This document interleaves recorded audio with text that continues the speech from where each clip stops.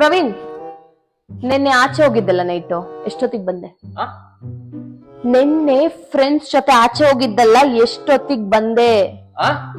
ನಿನ್ನೆ ನೈಟ್ ಆಚೆ ಹೋಗಿದ್ದಲ್ಲ, ಎಷ್ಟೊತ್ತಿಗೆ ಬಂದೆ? ಈಗ ಕೇಳಿಸ್ತಾ ಇಲ್ಲ ಕಣೆ. ನೀನ್ ಮಾತಾಡ್ತಿರೋದು ನಿಜವಾಗ್ಲೂ ಏನು ಕೇಳಿಸ್ತಲ್ಲ. ಬೇಕಾದ್ರೆ ನೀನೆ ಕುತ್ಕೊಂಡು ನೋಡು ಇಲ್ಲಿ.